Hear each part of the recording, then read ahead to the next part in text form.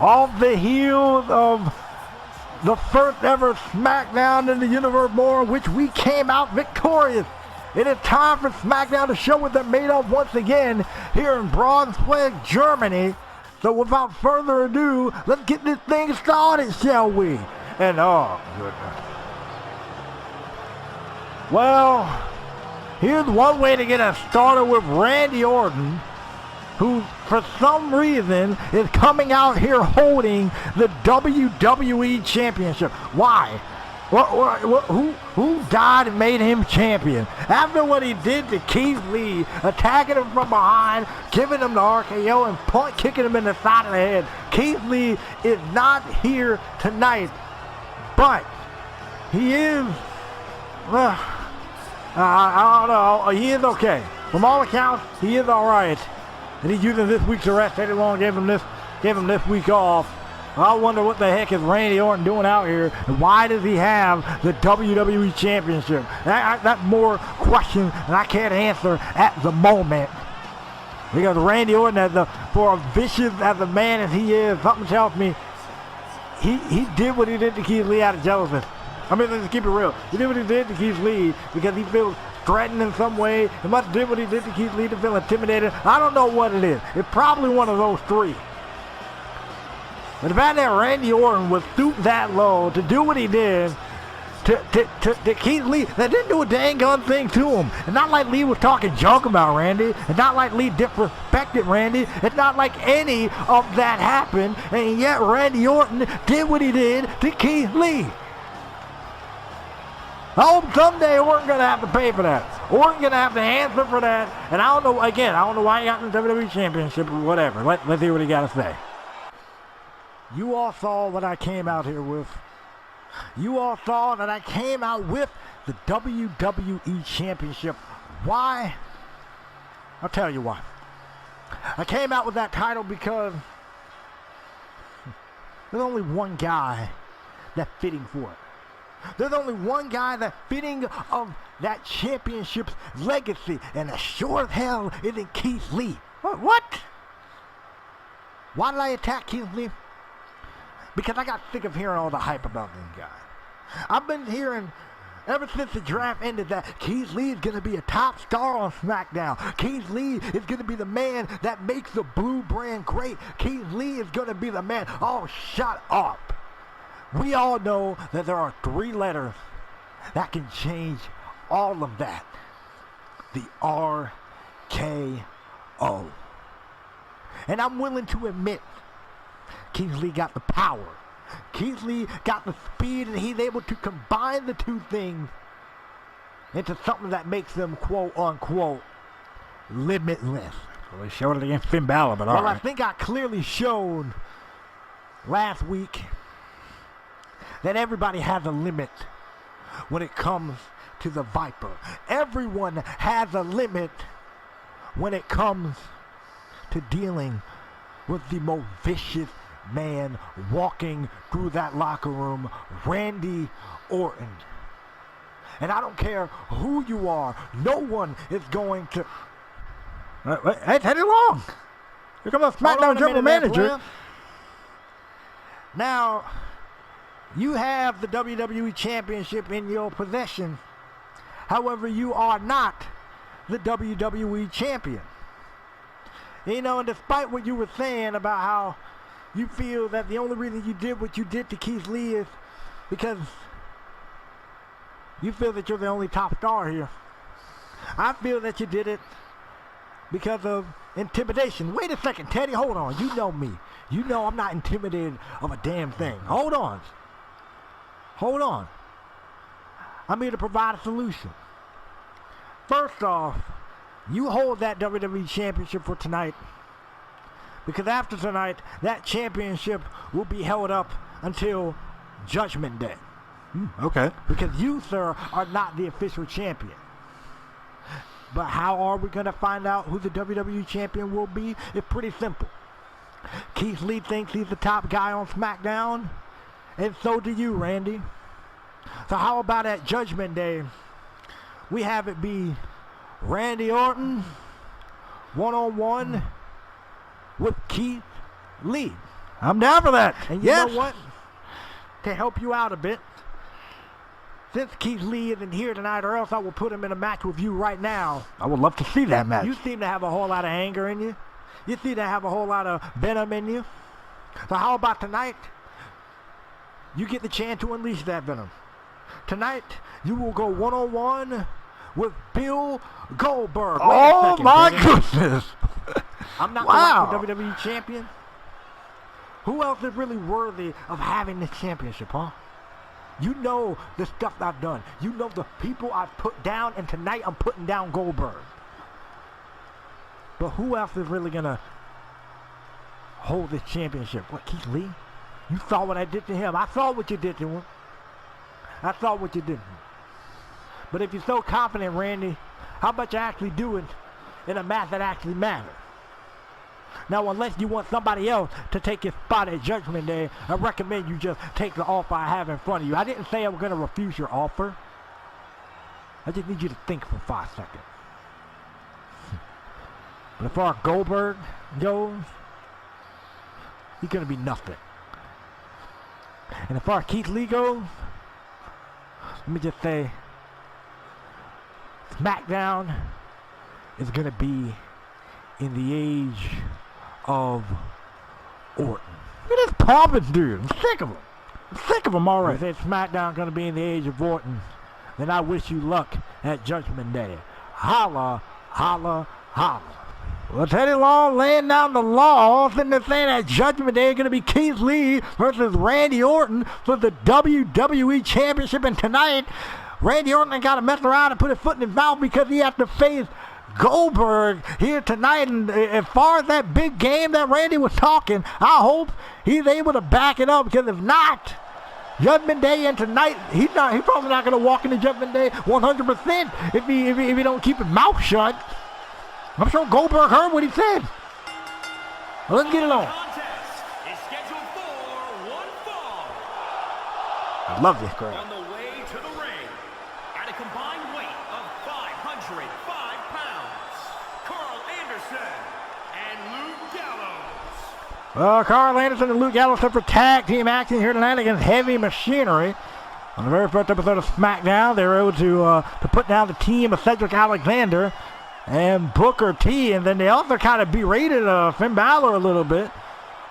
Then they're thinking that he didn't have what it takes to get the job done against Keith Lee, in which Finn Balor, unfortunately, was not able to get the job done against Keith Lee.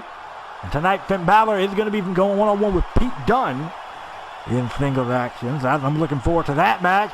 And here comes Heavy Machinery, baby. Otis and Tucker Knight. And their opponents, at a combined weight of 650 pounds, Otis and Tucker, Heavy Machinery. I got them two big dudes. I got everything it takes to do well here on SmackDown, to do well here on the Blue brand. And I will say this about Heavy Machinery. These two guys, Otis particularly, he's like, he's a little goofy backstage, a little goofy. Like to play around, like to mess with people, whatever. But outside here in this ring, he don't play no games, man. I think we're about to see a different side of Heavy Machinery, especially knowing that tag team title can be looming for any team that's victorious here. Here we go. Now this episode gets underway, we'd like to welcome you guys to SmackDown that we already heard. A huge match announced for Judgment Day, the WWE Championship. And of course, our main event, Randy Orton one-on-one against Goldberg. Oh my jeez. At any point, if you feel so inclined, feel free to click the like, comment, and subscribe, and also click the bell icon. That way you don't miss another Universe Mode upload, and that way you don't miss another Ultimate Universe Mode War, Ultimate Universe Mode episode here on Cold Train's channel. Yeah, this ain't my channel, but whatever. And if you like, I have a channel of my own. Swing by there. If you don't, fair enough, you're going to be putting up with me on SmackDown. So there you go. And speaking of putting up with things, Carl Anderson have no choice but to put up with the onslaught of heavy machinery as Otis just chuck Anderson to the outside. It seems like Carl Anderson and hasn't been able to get the ball rolling for himself. Ever since that, he's slammed to the outside. Look at that, Otis with a headbutt. Absolutely blasting this dude. Right into the cover here. 2 and a kick out at 2. So close, but yet so far away on the part of heavy machinery there. And he can to really kind of stay in this thing, to really kind of beat him down, wear him down here. And look at that. Oh, nice side slam. Side slam to Carl Anderson. And heavy machinery is just on fire here in this matchup. Tag has been made. With Tucker Knight, and look at it. Oh, man. Woo, beautiful. Double shoulder tackle. And Tucker is feeling like he got this thing in the bag, and Anderson was trying to probably crawl and make a tag, but wasn't able to.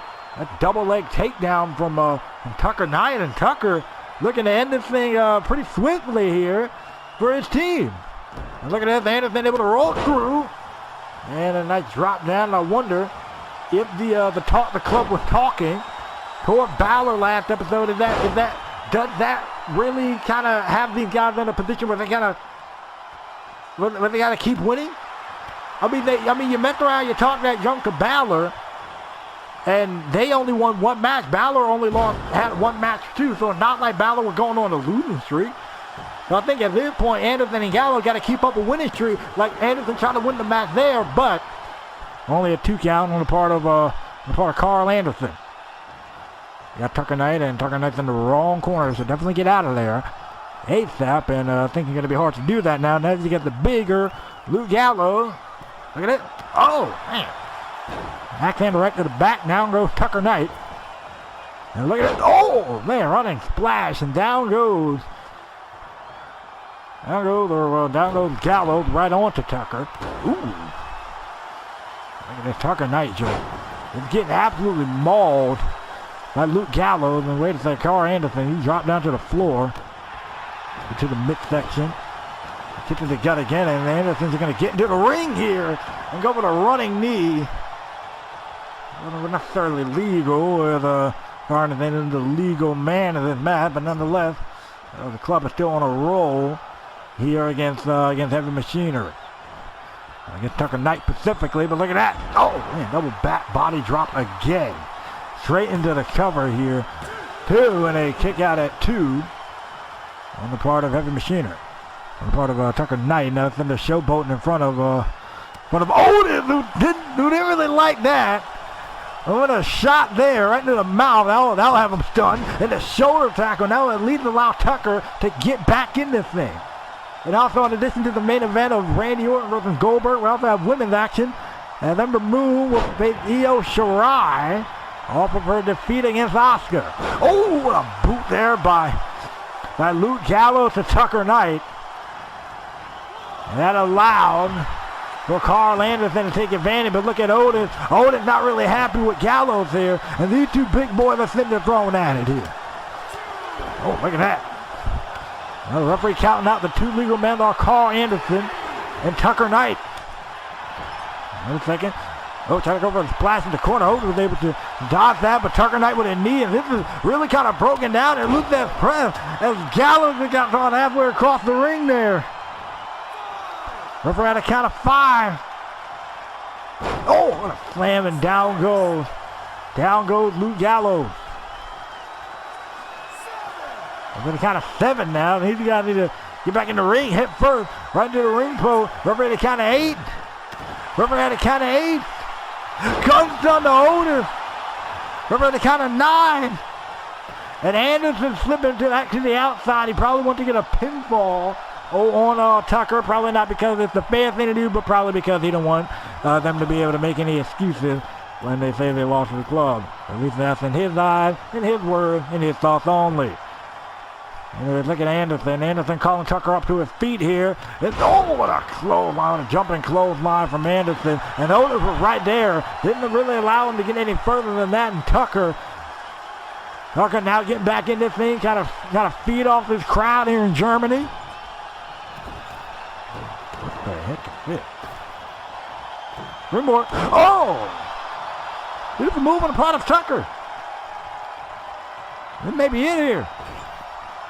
This may be it here. They got this boy in trouble. Blast in the corner. Time to end this thing. That double team move there trying to end this thing on the part of... Uh-oh. Gallows. Oh! Well, he tried. Wait a second. 12 step.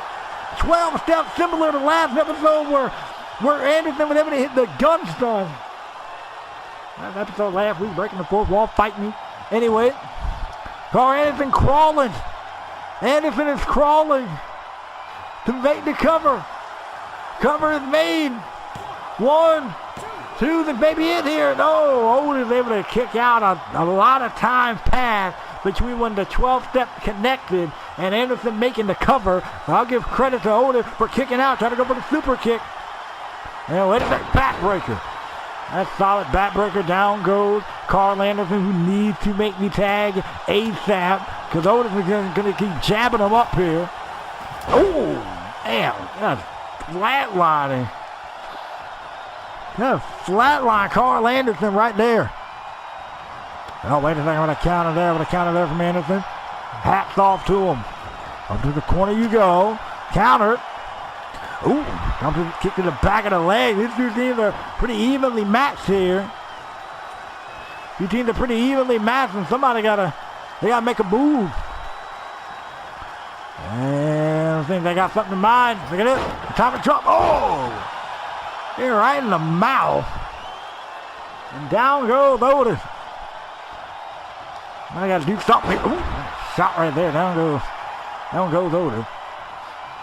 Otis needs to make a tag ASAP, and he was trying to, I was thinking about crawling through a corner. You could tell he's groggy. You could tell he's out of it. You could tell he's winded. And Carl Anderson, or Luke Gallows, sorry, is going to continue to take any of the energy, the rest of the energy out of Otis. He's going to work, and that backbreaker again on the part of Luke Gallows. Send them off to the corner, and if the club keeps it up at this rate, they're probably going to have a second win on their belt. But if they mess up here, it can really cost them and try to go for the tag. And I think Tucker thought the tag was made. He even realized the tag wasn't made. Gunstun connect. Gunstun, here's the cover, 2. And Tucker was able to break things up there. And stiff right hand. Try to go for the clothesline. Clothesline sending Tucker to the outside. Look at this. Carl Anderson going after, or thought he was going after Tucker Knight there. You got Big Otis. He's still the legal man in this thing. I would turn your attention towards him if I was you. That's just the way I see it. On the back of his head repeatedly. And did the canvas there. Man. You can tell Anderson kind of wore out here. They're still trying to figure out what in the world they got to do. Put Big Otis away. Tag made to Luke Gallows. I think Gallows may be on to something here. Oh, right to the midsection. And it's shot again. And Otis is getting beat down here by the club. Oh! Plastered him. Trey plastered him. Tucker Knight finally able to get in. Now, if Tucker Knight can come in with a sense of adrenaline, a sense of get right about him, he can definitely take this thing home for heavy machinery. But you have the big dude Luke Gallows and honestly the club, they've been on the roll for about a good 70 to 80% of this matchup. Gallows taking control yet again. Duck down. Oh, the power slam. Nice. Power slam there. And that, trying to go for the choke slam. He off of his target. Got him that time. Going up and going down with a choke slam. Playing Tucker Knight. Got him back in the corner. Tag. Looks like they're sitting there thinking about it. One side got the other. Setting him up. Magic Killer. Magic Killer connect. Down he goes. Straight into the cover. 2, and Otis breaks it up. I don't know why the heck Gallo didn't get in there and make sure, nothing happened, but all right. At least they gave Heavy Machinery a chance to get back in this thing, but I don't know how much more Tucker got in him. I don't know how much more Carl got left in him. The club been trying to put Heavy Machinery away for the past couple of minutes here, and it has not really been working out for him. Oh, right in the mouth. Goodness gracious. Oh. Down goes Otis. Down goes Otis. Otis is out. Oh. That elbow. Oh, boot to the face. Big boot to Tucker. He probably seen all types of stars. And that's the three. That's it.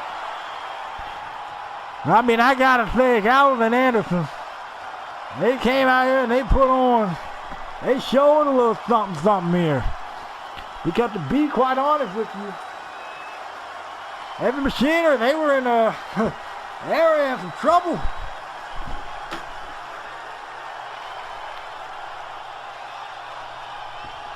They were in some major trouble. Because at the rate that Heavy Machinery was going, if they didn't get nothing going, it was going to be game, and it was. The guy like Carl Anderson pick up a win, so bravo to these two cats. And what a way to get started for them here on Smackdown. What a great night of action we still got to come. And wait a second, Ember Moon. Wait a second, Ember Moon's sitting there attacking Kairi Sane in the back.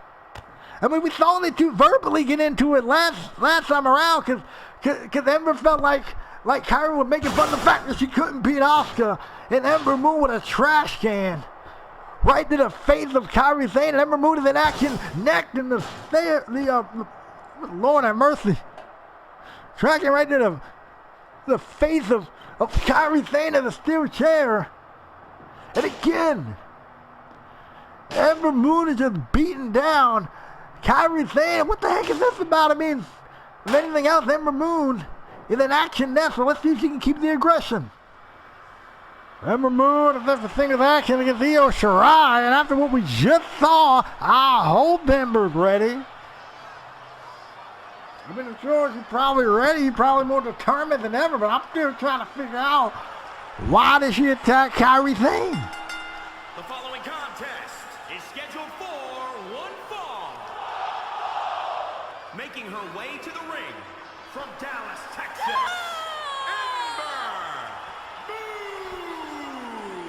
Ember Moon was so devastated by the loss of Asuka. I mean, she just apparently just went around and just threw a freaking tantrum. She was throwing stuff everywhere, got in the face of the makeup lady, and acted Asuka come through here, doing all types of crazy stuff. I think it's official that Ember Moon had lost her mind and she got this matchup against Io Shirai because Io Shirai was sick of hearing her tantrum. Io Shirai was in the back just sitting there watching and told Ember, hey, you lost, it happened. And then Ember Moon just challenged her to a match right there on the spot. And then we just saw her attack Kairi Sane. Ember Moon's losing it. Ember Moon is absolutely losing her cool, losing her mind, losing her whole entire sanity at this stage in the game. Is she going to back up against the genius of the skies here? Let's go, Io. Hope she knows what she's getting herself into. I wonder if she even knows about the attack on Kairi.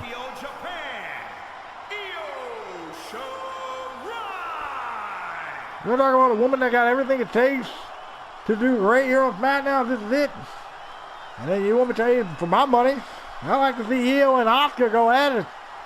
I know Ember Moon probably going to hate the name, is hating the name Asuka because it doesn't really give her all the fondest memories in the world, given their history. But right now, Io's looking to make some history of her own here on SmackDown by picking up a win here tonight. Her SmackDown debut against Ember Moon. If she can do that, that would be great. Hopefully that'll knock some sense into Miss Ember Moon. She's ready. I know Germany loves her. Let's get this thing on and popping. This should be an exciting contest between these two women. Ember Moon, Io Shirai. Get the thing on and popping. Oh, Ember Moon. Yep, yeah. I mean, she's keeping up that aggression. She's definitely doing that against Io. Oh, good. And Io. And then all types of trouble here. We're just getting started. But I wonder if the aggression isn't going to work out for Ember Moon and Io. Stepping to the outside, able to slide back in. But Ember right there, able to follow her. And, oh, she also able to underarm suplex. Absolutely dropping Io Shirai. And yet the more this goes on, the more you gotta wonder what is Asuka thinking. And I mean, Asuka, from all accounts, she's checking on Kairi Sane at the moment. But you know, she probably knows that Ember Moon did this. She probably knows that Ember Moon was the one that attacked her friend in the way that she did. Maybe trying to get Asuka's attention, and then she probably might get everybody's attention with the win. And no, Ember Moon definitely keeping up this aggression. We're seeing a different side of Ember Moon here we don't usually see. We're off into the screen there from Ember Moon. She drives the knees right to the face. Oh, that kick. That primal scream there, but Io Shirai not showing any intimidation, not backing down here. She's bringing the fight to Ember Moon, and what a forearm.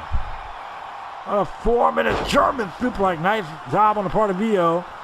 And maybe Io trying to fire herself up. And whoa, beautiful Hurricane Rana right there.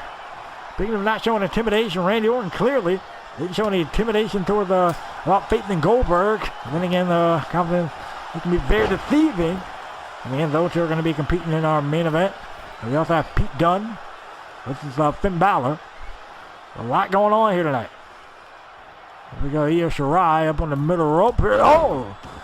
Taking a bit too long there. I wonder what she was doing. Maybe she was, I thought she was going to second guess herself, but she caught her with the Missler drop kicking Ember Moon. And back to her feet, Io on the apron. Springboard drop kick again. They're putting that drop kick to good use. From two different versions of it. Will it get her the win? And no, it only gets her a 2 count for the moment. Io Shirai, such a great athlete. Such an outstanding competitor, and a powerbomb from Ember. Ember stopping all forward momentum of Io Shirai, but look at the counter from Io. Here we go, straight into the roll-up. Wait, Ember had her leg on the rope, but with Io pushing back, it allowed her to get the upper edge there.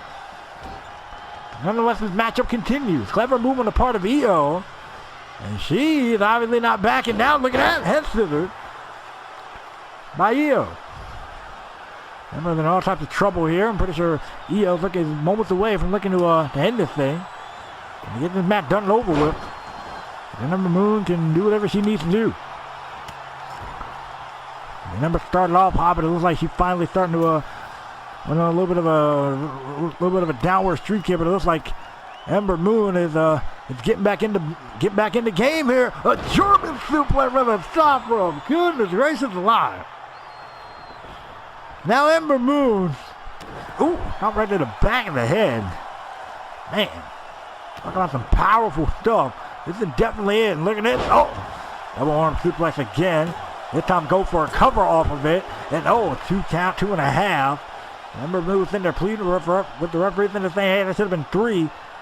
But it wasn't. It was only a 2 count. Ember Moon looked shocked. I mean, did you think Io Shirai was gonna go down that quickly? It's going to take a lot more than that to put down Io Shirai. I'm just saying. It's like, oh! All the way slam. Ember Moon back in control, at least, for the time being. 2 running elbow. Down goes Io Shirai. And this match is really swung in the way of Ember Moon. Look at that. Nice a snap suplex into the cover this time, and oh, only a 2 count, and he stayed alive. And Ember getting real frustrated here. I don't know if the frustration really going to work in her favor or not, but I guess we'll see as this matchup continues. Trying to go for that double knee. Io counter, getting to the side of that. Good Lord, what a shot! And the Io teeing off. Here we go. Around and around we go. Tilt the world. Wait, Io. Wait, Ember. Oh, wait a second. He countered. Io counter. The two women are bringing it here. Ember countered again. Ooh, trying to go for a forearm. Get that out of here. Io firing back with some stuff of her own. Look at that. Oh, there she goes. Down goes Ember Moon. Crowd in Germany's on their feet. Is they going to get her the window? And no. So close. But Io's getting the Io, unlike Ember. Not letting that sit with her. She's going to get back at it. And she's doing just that. You're going to send Ember to the outside here. Here we go. Oh, wait a second. I can't see. Cameraman, can we fix the angle? There we go. Here we go. So, oh, he's trying to go for the suicide dive. Everything, get that out of here. Trying to go for the suicide dive. Get countered on the part of Io Shirai. And look at that. Eclipse connect. Eclipse connect for the first time on SmackDown, and last time she got caught in the Oscar lock. And now Ember going back up yet again. If she can get one more eclipse off, we be in business. Here we go, the eclipse for the second time. Eclipse connects for the second time. 2 times the charm, and that's it. Ember Moon picking up the victory. A craved Ember Moon, but nonetheless, picked up the victory. Now I hope Kairi Sane is okay. I hope Kairi's alright. And Ember, I gotta admit, Io was bringing her A game too. But then, look at that right here. I thought it was it here. I really thought that was it right here for Ember Moon. And just imagine what the psyche would have been for Ember Moon had she lost this matchup. But 2 eclipses later, and that was over. Here is your winner, Ember Moon. That was over for Io Shirai. And as we move on, her in the show, Ember Moon picking up the victory. Well, then we got Pete Dunne. Gonna take on Finn Balor in singles action. The following contest is scheduled for one fall. Making his way to the ring from Birmingham, England, weighing in at 205 pounds, the Bruiserweight, Pete Dunne. What a nice kudos SmackDown get by getting the Bruiserweight Pete Dunne. And tonight we're going to see him make a SmackDown debut against Finn Balor, who last time around main evented against Keith Lee. And then since Keith Lee won his match and then got attacked by Randy Orton. Whatever. Then that happened. How was the psyche of Finn Balor, especially given how the club, how it seemed like Anderson and Gallo last time around was kind of reprimanding him a bit for losing his match against Keith Lee. And Pete Dunne, I hope Finn Balor able to kind of put that behind him, at least for the time being, because he has a match against Pete Dunne tonight.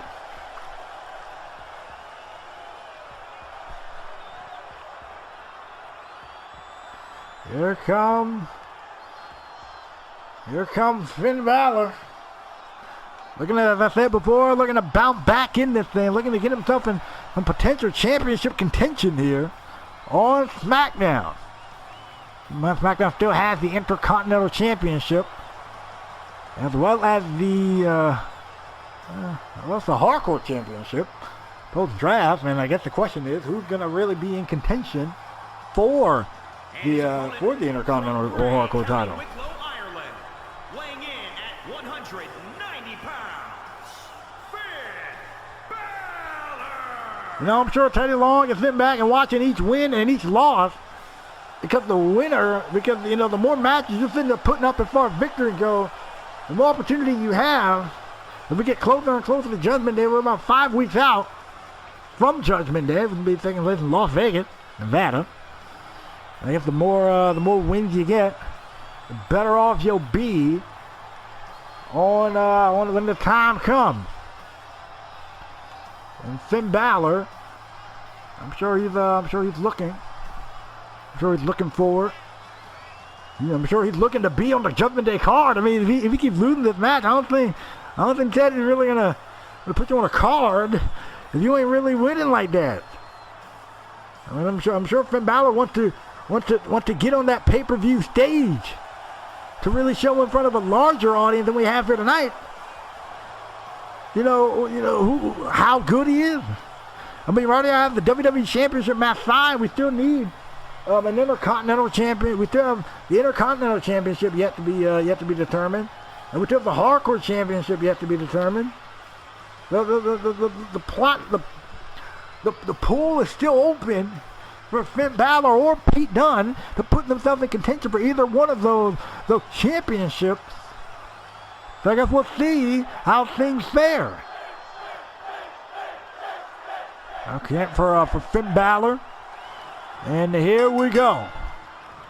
And look at this, Pete Dunne already starting it off with a scoop slam, and this is already not a good start for Finn Balor here.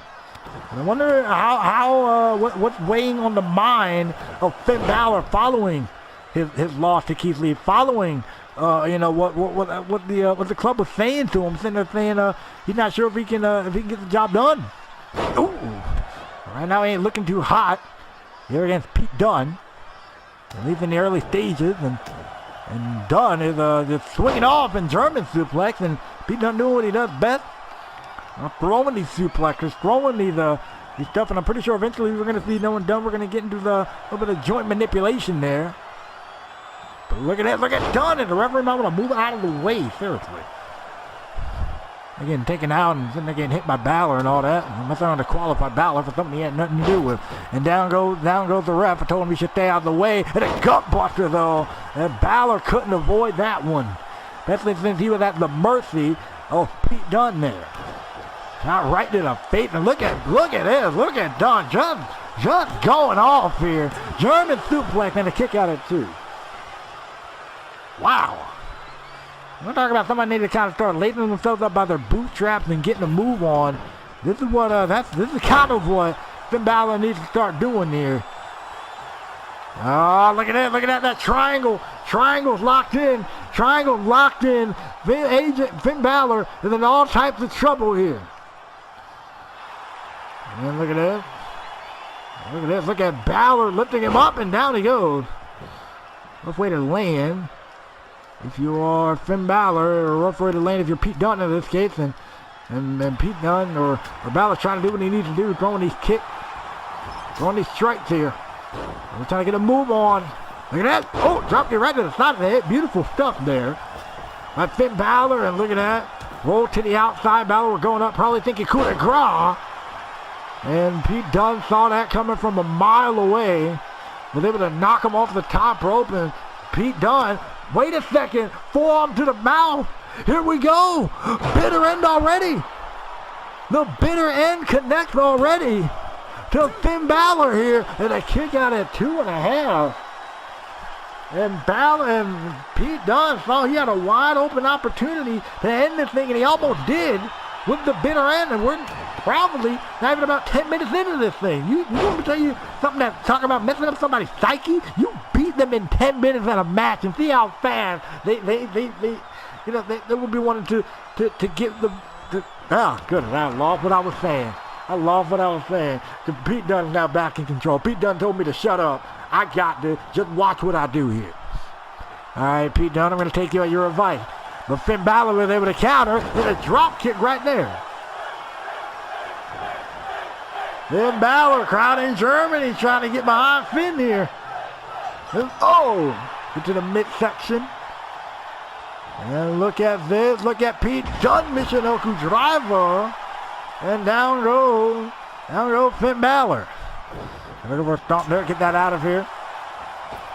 Pete Dunne sending him off to the rope. Looking for something there. Ooh. About to kick to the midsection. Trying to go for a DDT. Dunne was able to reverse. Ooh. Shot right to the face again. And look at this. Nice little regal plex there. All right. Straight into the cover. 2 and a kick out at 2.5 again. So close. On the part of Pete Dunne getting the win there. Up to the corner you go. Balor was able to counter. Talk about something that was desperately needed. Out here in Germany on their feet for Finn Balor trying to roll Pete Dunne through, but Pete Dunne with a shot right in the mouth. And Pete Dunne is feeling it, but Balor with the sling blade. Balor was able to recover quicker than Pete Dunne was willing to give Balor credit for. And now things are starting to turn in the direction of Finn Balor, who just suplexes Pete Dunne back inside the ring. What a matchup these two are putting on here on Smackdown. I'm off into the corner. Here we go. Shotgun. Drop kick. Finn Balor. That's what he needed. That's exactly what he needed. Coup de grace. Go. Dunne counter. Dunne countered. X-Plex. A jaw pop. Just like Finn Balor's spine probably popped off of that one. X-Plex.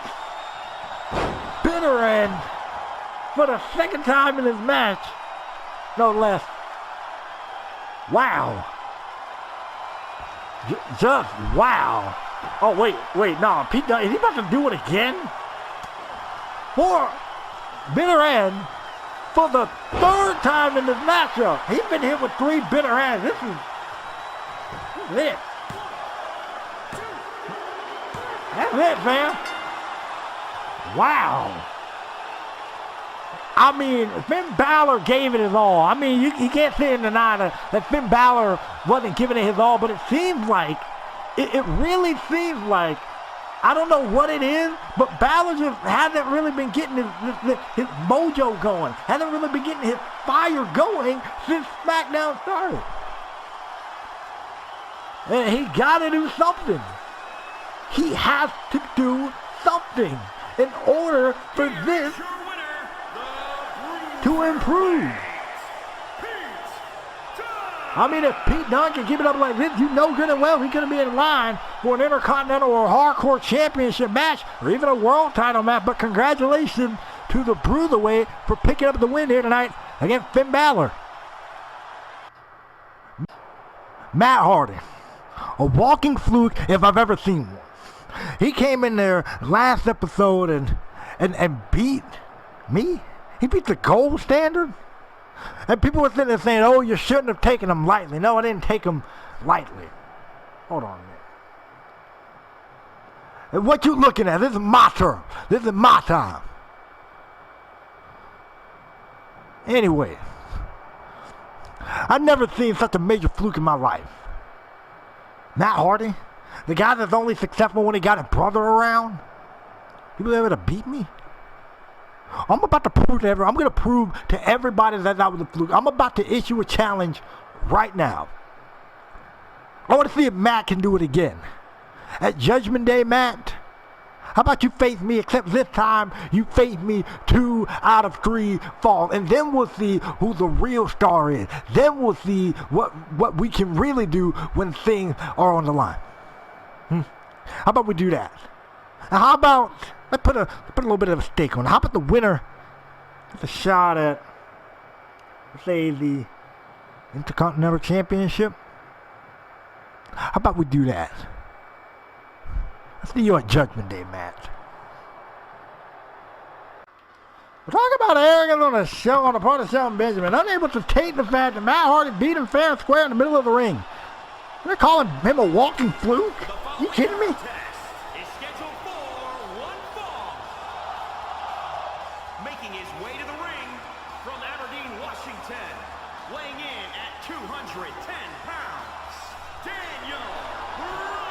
And how rude it was Shelton Benjamin. She wasn't bothering you. She wasn't looking at you. She was sitting there minding her own business. And because you can't handle the loss to Matt Hardy, you decided to do that. However, I do like the idea of those two competing in a 2 out of 3 falls match at Judgment Day. I'm cool with that. I like that idea. I think that's a golden idea, and what a great addition to Judgment Day if A, Matt Hardy accepts it, and B, Teddy Long makes it official. I'm down for a 2 out of 3 fall match between Shelton Benjamin and Matt Hardy after what we saw those two put on last week. Those two messed around and had an outstanding contest.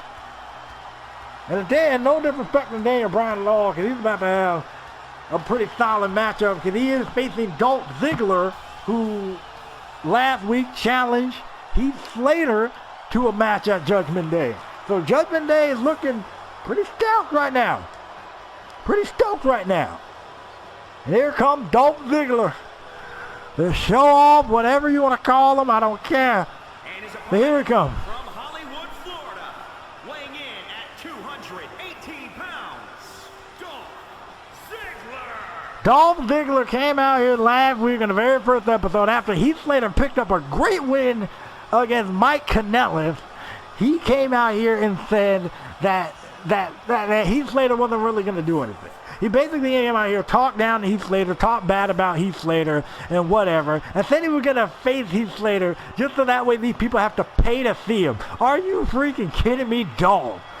Are you kidding me, Dolph? And then tried to attack Heath Slater from behind, failed, and then those two are going to be facing off at Judgment Day.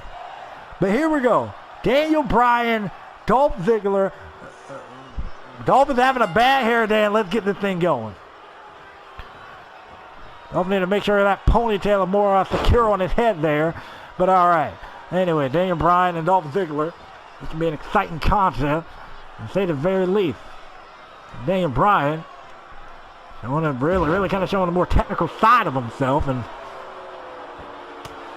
the crowd here in Germany ain't really digging this here, but I hope you guys are in the Premier Chat and everything. And by the way, I forgot to say this in the intro for those that are watching in the Premier Chat. Thank you guys. I'm sorry, I forgot to say that. Right behind him when he's chanting yes. But I don't know, these fans are, the crowd is fans of Dolph Ziggler? Or what? Whoa. Okay, Germany, I ain't really digging this one. I'm sure he did. Oh, what a drop kick there. Absolutely dropping Daniel Bryan. It looks like we got a mixed reception for both competitors here.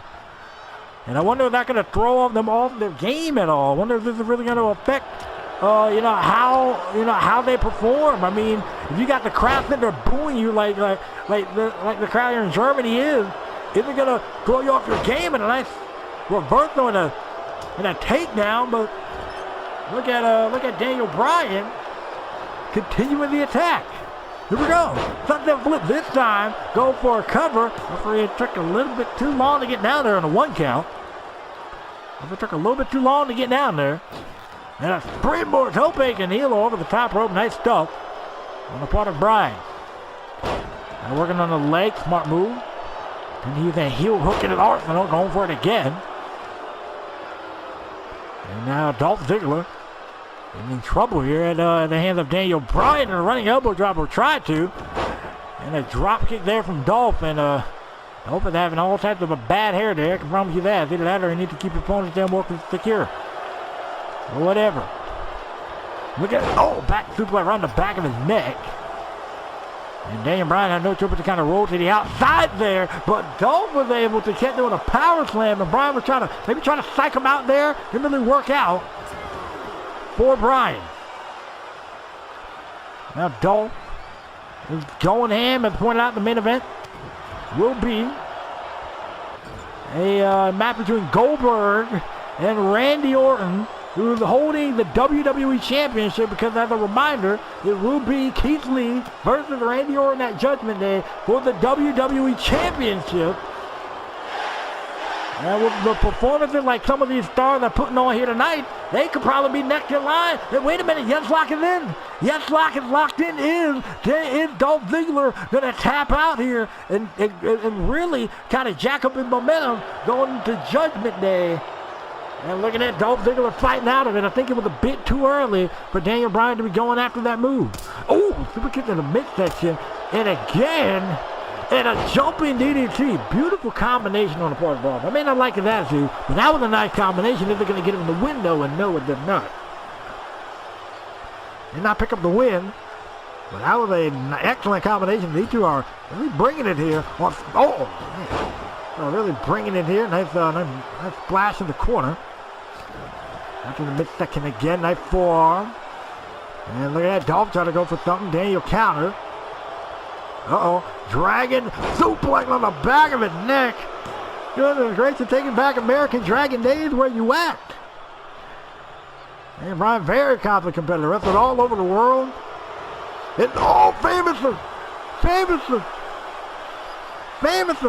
And down goes Daniel. Now up goes Daniel, but he's probably not going to like the view. And Daniel was able to counter. German suplex straight into the cover. Two that maybe hit. No, 2 count only. 2 count only for Daniel Bryan.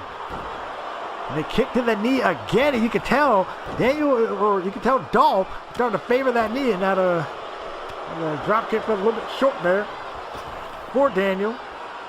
Ooh, nice uppercut there. And look at that, Dolph counter, sending Daniel up into the corner, trying to go for the drop kick, get that out of here.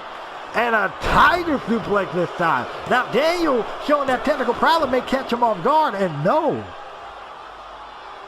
And Dolph Ziggler was hanging in there with Daniel Bryan here. I'll give him credit where credit is due. You two guys have been putting on something special here. Nice counter from Daniel. And I'm sorry, how is this crowd in Germany not appreciating this action? I got no idea. Kind of been booing this whole match. Like seriously. Oh, a stiff right hand. I think even Dolph Ziggler telling the crowd, hey, this is what you're here for. And look at Ziggler. Oh, elbow to the back of the neck. Goodness, man.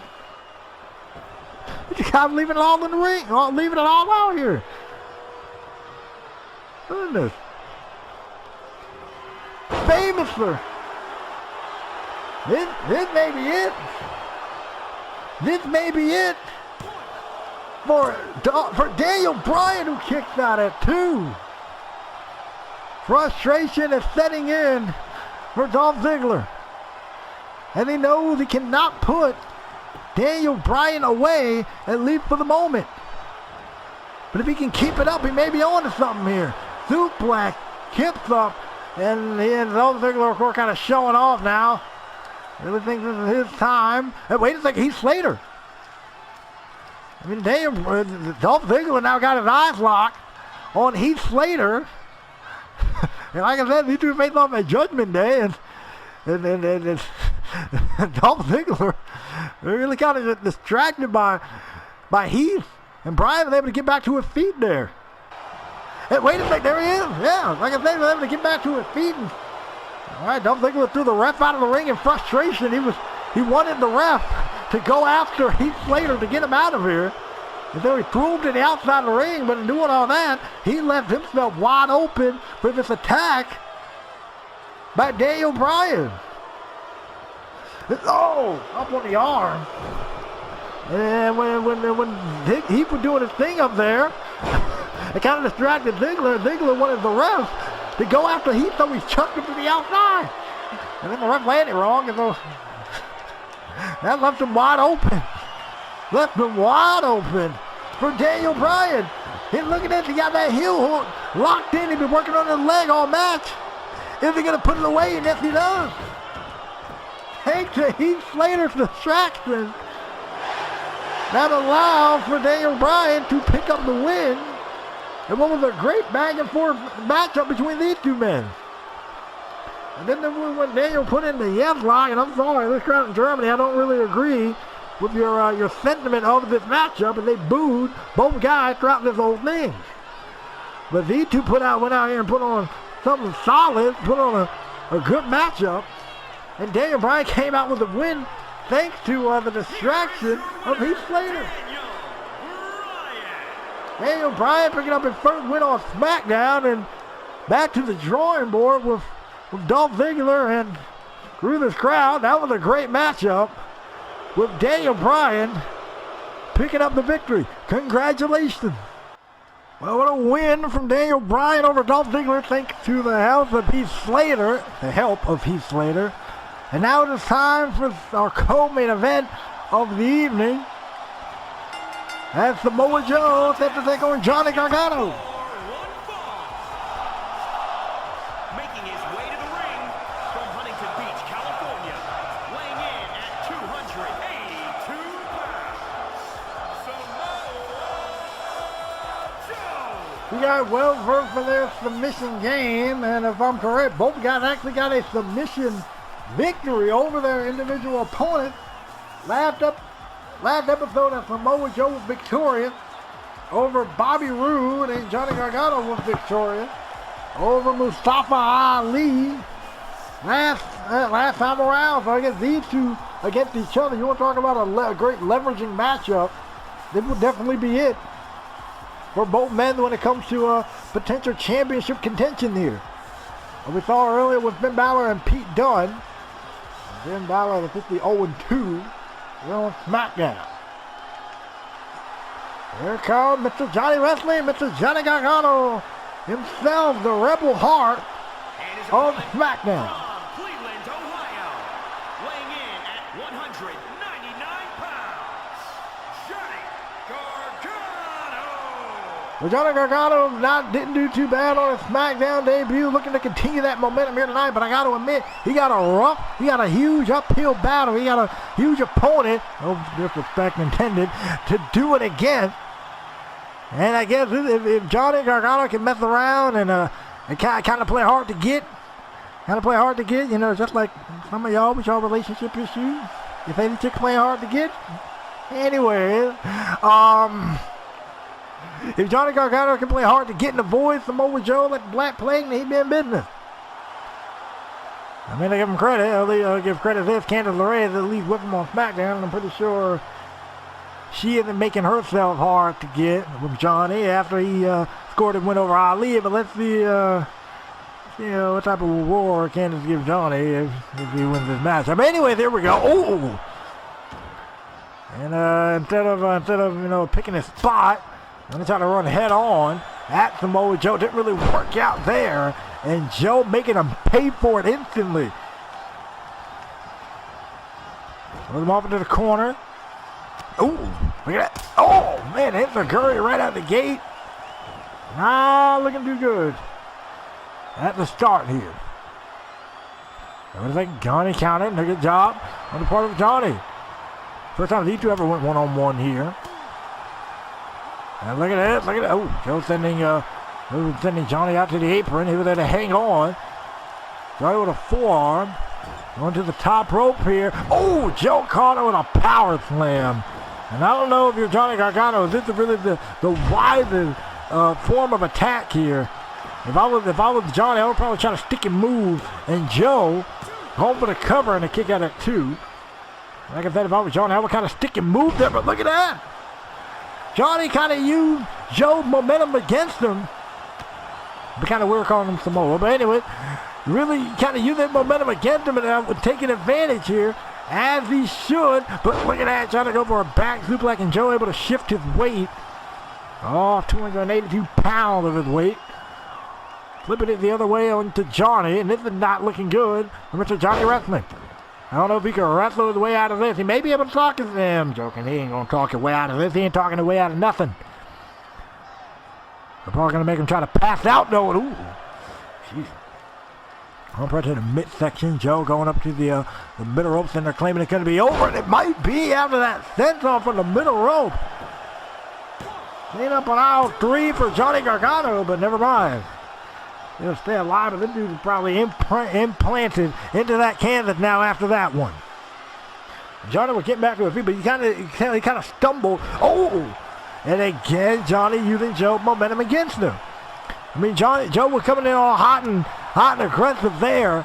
And that time it worked in Johnny's favor. Johnny trying to get back in this thing. What a super kick, and again. And finally was able to drop Samoa Joe. Now, if I'm Johnny in this game, I would keep him down. Wear him out. Wrestle him out a bit. Do something. Because if not, this ain't really going to be too hot for you. Ooh. It's a Curry.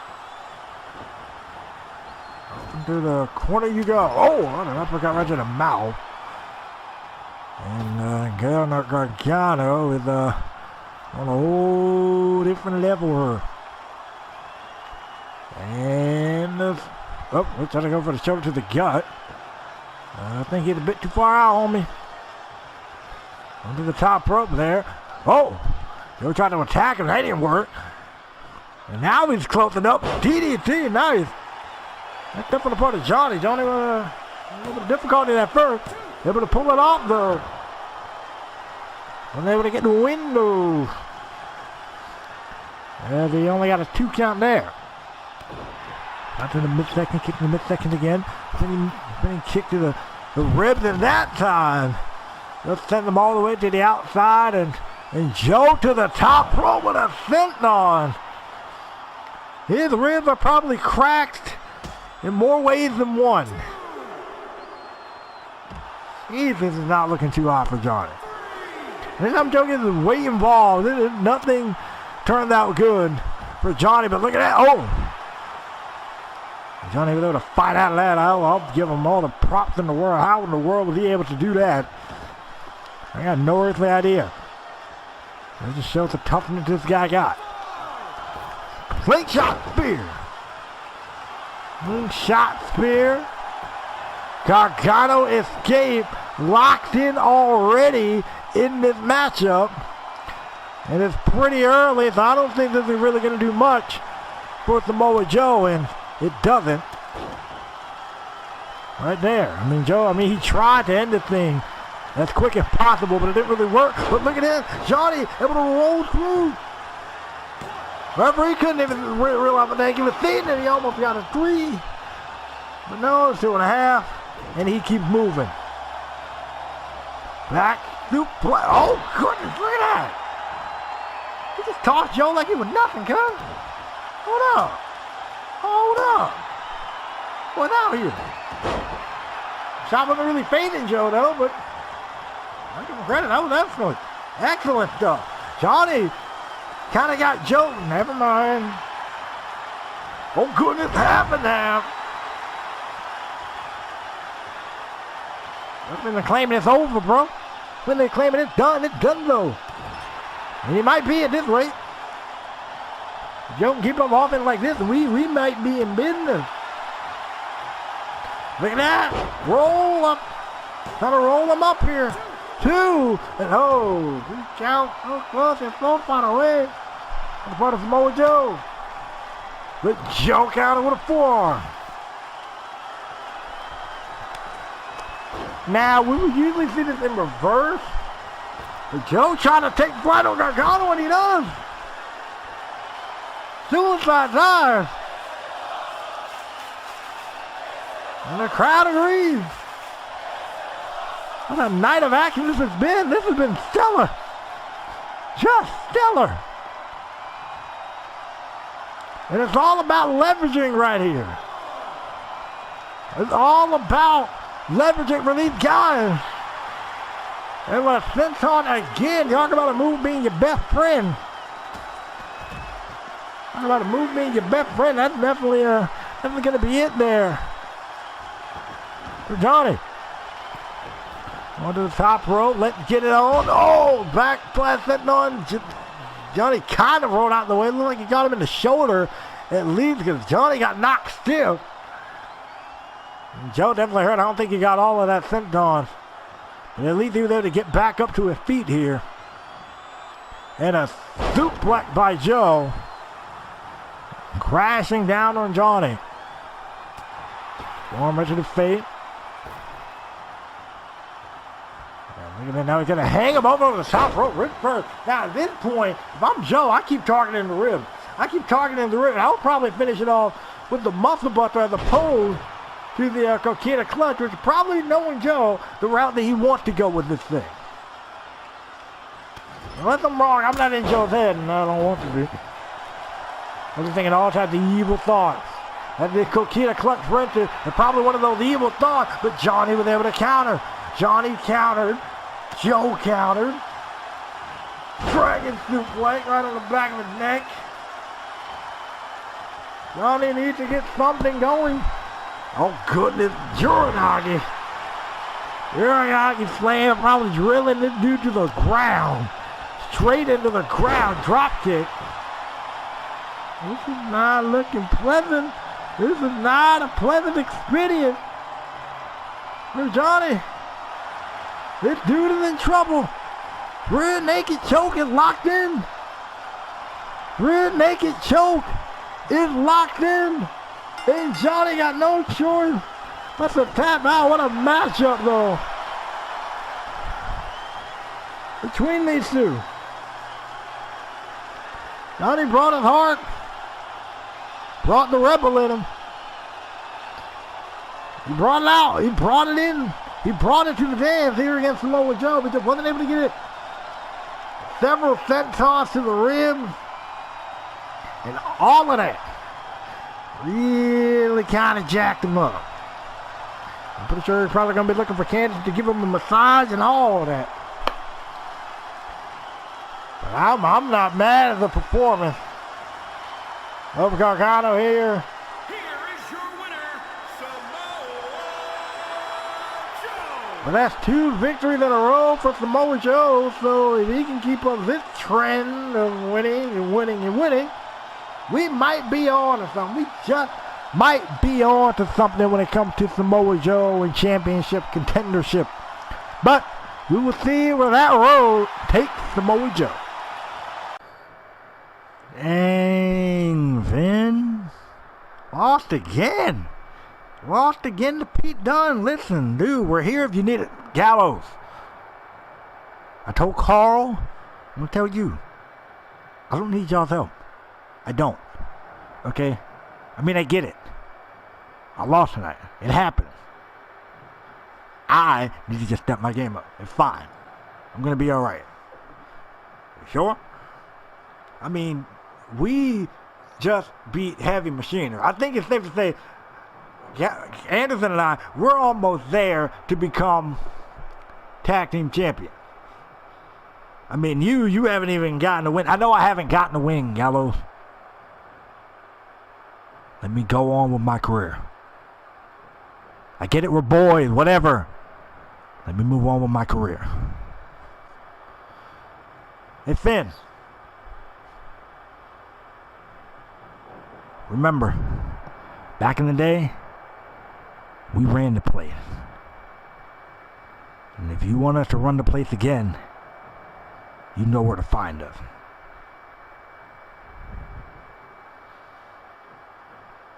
Well, I wonder if the rest of the club's going to take a hint. I think Finn Balor made it pretty clear twice that he did not want to be associated with you guys. He does not need your help. Is scheduled for one fall. Making his way to the ring from St. Louis, Missouri, weighing in at 250 pounds, the WWE Undisputed Champion, the Viper,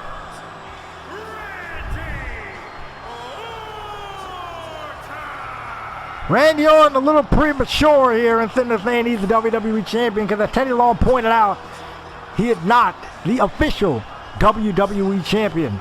And he will not be the official WWE Champion unless he is able to beat Keith Lee in just 4 weeks' time at Judgment Day. So, Randy Orton, Mr. Viper, Mr. Apex Predator, whatever you want to call yourself,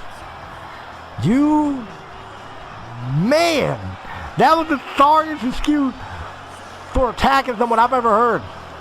Then they say you got sick of hearing the hype. Wasn't people hyping you up back in 04? Wasn't people hyping you up whenever you were first getting in? Then they say, yeah, great third generation star, all of that. Come on, Randy. Come on, Randy. You know better than this. You are better than this. And the fact that you want to do this, it's just absolutely out of control. Goldberg was hopefully going to mess around and give the dude a freaking attitude adjustment. That is what I will say.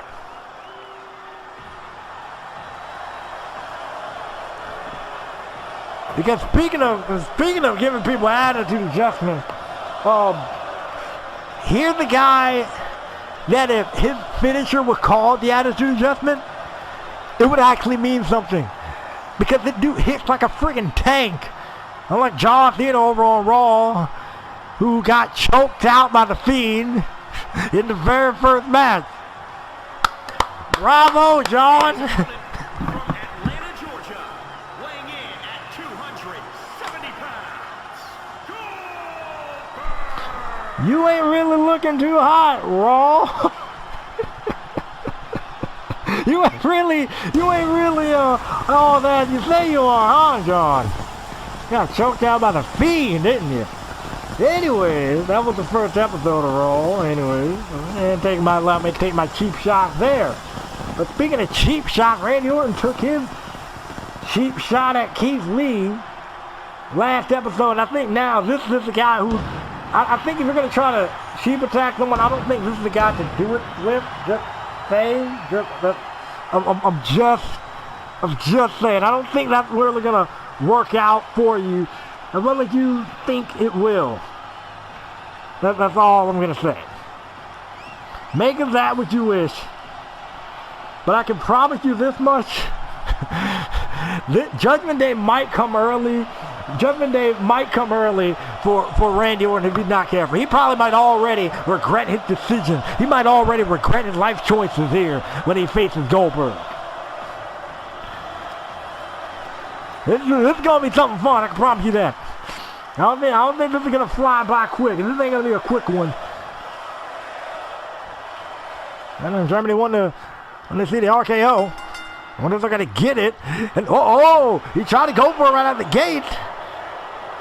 And look at this. Maybe Goldberg probably thinking about that jackhammer. And no, Orton counters it. And gets the heck up out of dodge. Smart man. Very smart man. Ooh. Smart in his head. And he probably got a couple of brain cells knocked out from that big boot. The crazy out of action this has been up to this point. Man, slamming him across the barricade. Ooh, he kicked in the midsection. The boot to the face again. I tell you, Goldberg going to be the guy. Goldberg and Meth around are going to probably jack Randy Orton the whole day up before Judgment Day. Goodness. Get right to the side of the head. Remember at the count of 6. We're going to need to get back in the ring here.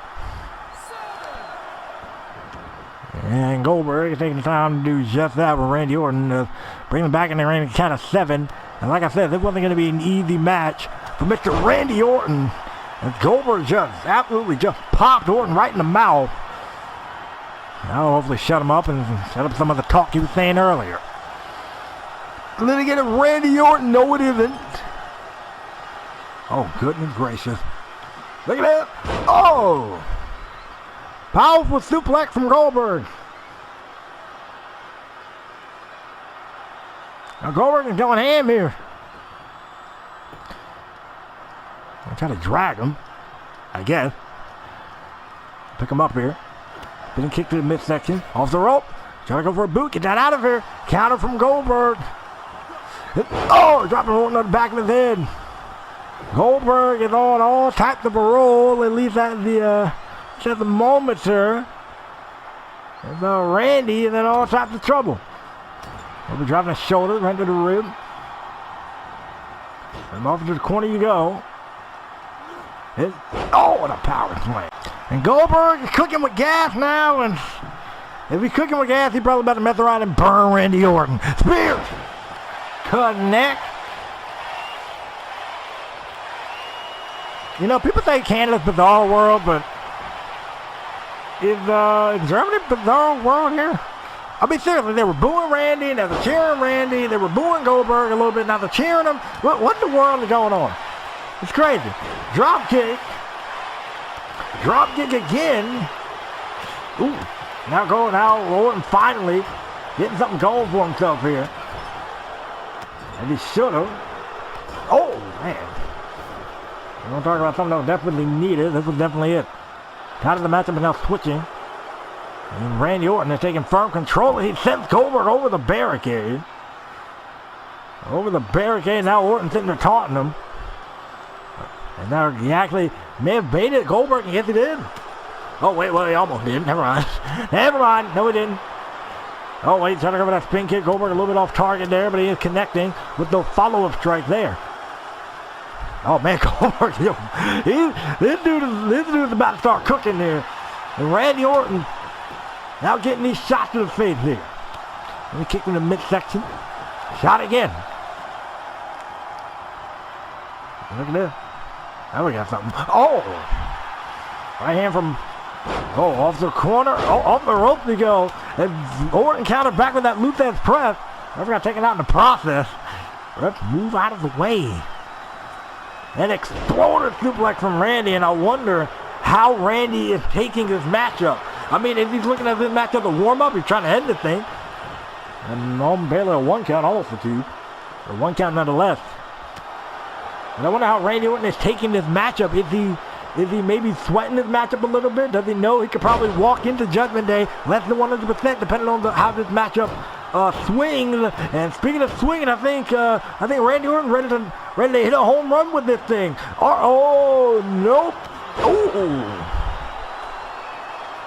I was thinking either that RKO or probably going to go for something else, but nonetheless, get countered. Nonetheless, I didn't mean to say that twice in the same sentence. Anyways, Orton sent right to the turnbuckle. He squared up with Goldberg. I'll give you credit. You got some guts for that. You got some major guts for that.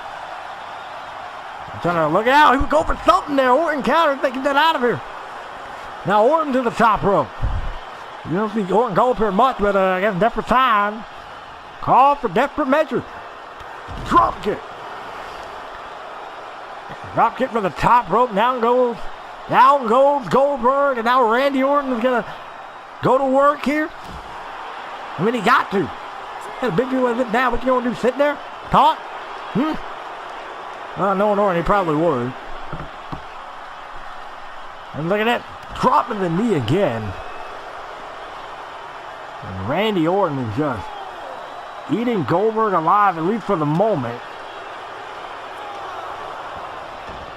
Orton's so methodical in his approach here. Thump to the back of the head. And look at this. Randy Orton just stomping each part of them. Just getting every part of them. Oh, man. All bright to the head. And Orton feeling all types of confidence. Uh-oh, I think he waited a bit too long. Ooh. Down goes Randy Orton. Then kick to the midsection. And here we go. Orton countered. Okay, I'll give Orton credit. There. Get counter. And a 1 count still. It's going to take a lot to put down Goldberg. And I think Randy's starting to realize that. Or he's arguing with the referee. It's in there saying that was a 2 count. And that was in there saying that was a 3 count. Do you not know who you're in the ring with? Hey!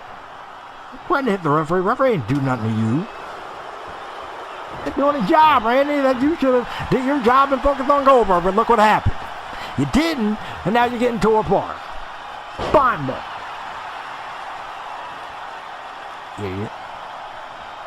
What we're doing so fine. Oh! Cut him in half. Just cut him in half. 2 count. Surprisingly. I really thought there was going to be a 3.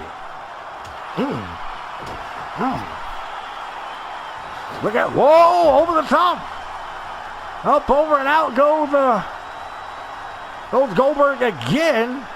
Randy Orton pretty elusive. Able to get out of there. And Randy got something. He had something in mind, and he countered. And then think Goldberg saw him coming the first time. It only made sense he reversed him that time. Oh, man. Oh! A pump handle throw. Run. Run, gentlemen, run. This is not going to look good for you guys. Somebody will look ugly anyway, so this really isn't going to look good for you guys. Over and the Randy Orton get back in the ring. If he saw an impending danger, that was awaiting him. Smart man. Didn't really get him too far, but hey, I'll give him an A for effort. Okay, Orton Orton still trying to keep things in the inside of the ring where he has the most control, where he has the most leverage in this situation. Clever move on the part of Orton. Goldberg got doing that announce table. Got the heck up out of Dodge. And back in the ring where he, feels he's superior. And you can't argue. There are very few guys that can hold a candle to Randy Orton. Ooh. I think Goldberg is one of those guys, but that's a minute. Straight to the cover. 2-0. You got it. Sure, Randy Orton's trying to do anything it takes to avoid whatever Goldberg has in mind with that announce table. Because I don't think it's going to be inviting him. I don't think it's going to be inviting him to lunch or dinner. I don't think it's going to be none of that. Oh, good. I don't think he's going to use that table to practice the commentary skills. I promise you that. Randy Orton now back in firm control. With the that's the third one in a row. 3 knees. Right to the side of the head. I'm thinking about something there. They're looking through the middle rope. Uh-oh. That Hangman DDT. Hangman DDT flatline Goldberg, at least for the time being. Now, if Orton can wrap this matchup up, he will be in business. And then he can move on to Judgment Day with less of a scratch on and try to go for the RKO. Get that out of here. Ooh, Goldberg with a couple of back elbows there. Goldberg with a couple of back elbows. And clothesline, out goes Orton to the outside. This is not good. Randy's back over there near that announce table. He did not want to be here at all. Tried to go for a boot. Goldberg counter, or Goldberg got countered. Oh goodness, this is not good. This is not good. Randy got Goldberg up on the announce table. Oh, RKO. Right through the announce table. And Goldberg is in all type of a bad way. Oh goodness. Randy Orton, that point kick to the side of the head. Point kick to the side of the head. And the second time. 2 times in a row. But wait a second, I think. Oh, you want to talk about the rope saving somebody. The rope saved Goldberg right there. I got to admit. And Orton not letting up on his attack. Because he felt he could have had that one. He felt like that match was over. I don't blame him. The 2 punt kick. The RKO to the announcer with the 2 punt kicks. And it was not it. It was not it because the rope was there for Goldberg. Orton got too desperate for a pin there. But, right to the throat. Jesus. Right to the throat of Goldberg. Oh, man. Oh, good. Oh, what a suplex. Down goes Goldberg. And up get Goldberg. Never mind. Never freaking mind. I think Goldberg is about to tear this man a new one at this rate. Goldberg got a new burst of energy. Spine buster. Goldberg stepping back. He's ready to spin this dude halfway out of his boots and halfway out of his skin if he could. Oh! Orton countered with the DDT. That may have been it. RKO. RKO yet again. And Randy Orton picks up the win. Goldberg was about to cut this man into pieces if he caught him with that spear. He caught him with this one. He caught him with 2 of them so far in this match. But that one got countered into a DDT. Orton immediately took advantage with the RKO. And Orton is right about this. If there are any 3 letters that can stop any form of momentum, it is the RKO. And Orton brought it today.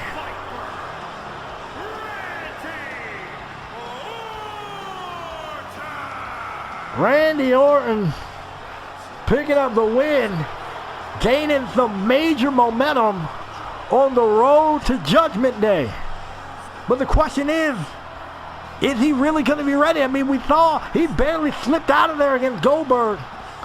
So seeing what he did to Keith Lee and how determined he is he going to be ready full force to face Keith Lee at Judgment Day? I guess we're going to find out in Austin.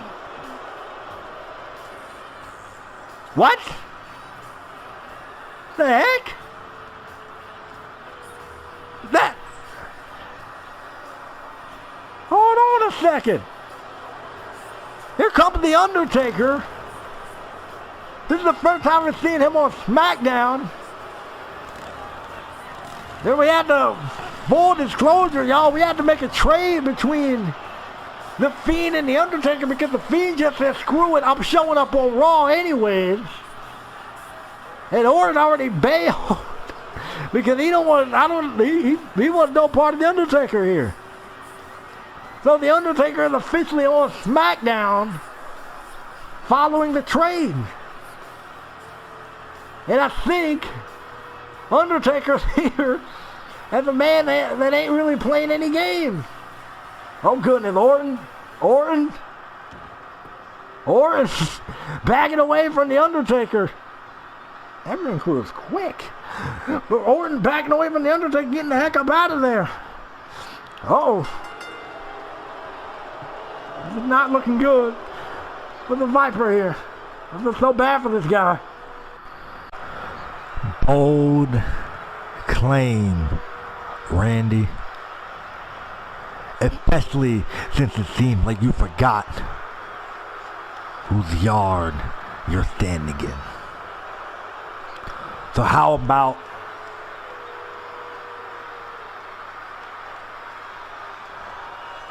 I remind you of that? Watch